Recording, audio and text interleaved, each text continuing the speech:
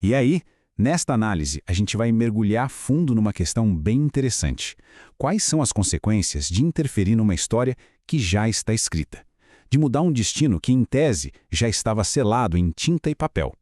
E para começar, temos essa frase que é de arrepiar, dita por uma personagem chamada Serafina. É uma ideia poderosa, né? Ela é a chave, o ponto de partida que vai guiar toda a nossa exploração sobre o preço de se meter a herói onde não se devia. Então a grande pergunta que fica é essa: o que realmente acontece quando as regras da narrativa são violadas? A resposta, como a gente vai ver, é bem caótica e envolve fogo, cinzas e, claro, destinos que foram roubados.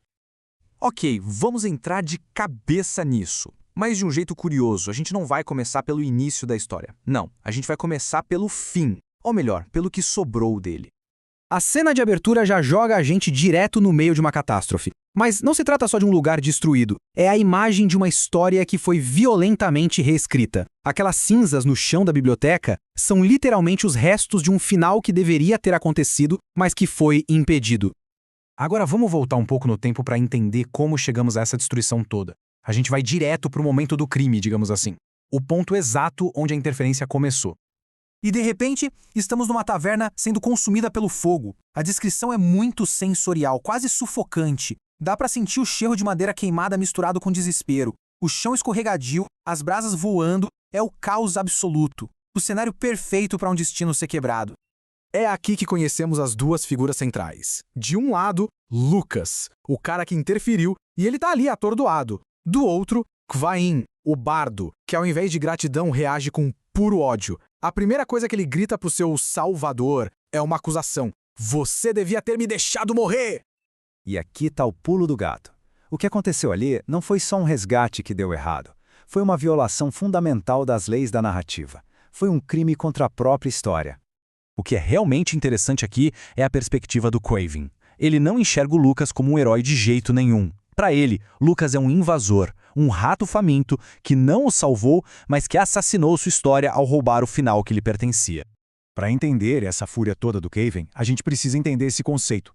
Um ladrão de finais. Não é um vilão comum. É alguém que destrói a coerência de uma narrativa, que rouba de um personagem o seu propósito, mesmo que esse propósito seja a própria morte. Essa frase do Craven revela muito. Ele aceitava seu destino trágico porque ele mesmo já tinha tentado ser herói e falhou miseravelmente, perdendo uma criança que tinha jurado proteger. Essa experiência o endureceu e o fez entender que o final dele, por mais sombrio que fosse, era o final dele. Enquanto a taverna queima, a própria realidade da história começa a se desfazer, a mostrar que as regras do jogo foram quebradas. Vamos ver como a história reage a essa agressão. O mundo começa a ter sintomas, quase como uma febre. Na pele do Lucas, surgem cicatrizes que formam parágrafos. Palavras flutuam no ar. As paredes começam a sangrar tinta preta. Até a voz do Kvain se torna um eco de várias vozes. São todos sinais de que a estrutura da narrativa foi ferida por dentro. E no meio desse caos todo, surge a Serafina. Ela simplesmente caminha pelo fogo sem se queimar, como se fosse parte dele. Fica bem claro que ela não é uma personagem comum. Ela é uma espécie de guardiã, ou talvez uma juíza, dessas leis da narrativa. A explicação que ela dá é fantástica. Ela diz que o fogo não é uma destruição aleatória, é a própria história se corrigindo, usando as chamas como uma caneta para reescrever o capítulo que foi corrompido pela interferência do Lucas. Depois de uma fuga desesperada, os dois são jogados de volta para a biblioteca, o nosso ponto de partida. E é aqui que a lição final, e bem brutal, é ensinada. Kvain foi arrancado de seu contexto, da sua história, e agora, no mundo real, a identidade dele se estilhaça. Ele não é mais o bardo de uma canção. Ele se tornou um personagem sem livro, um homem sem papel para desempenhar. E a pergunta dele é a de um ser completamente perdido. Serafina então mostra a ele o que ele se tornou. Ele não é mais o protagonista de O Canto do Vento Selvagem. Agora, ele é uma anomalia viva no mundo real.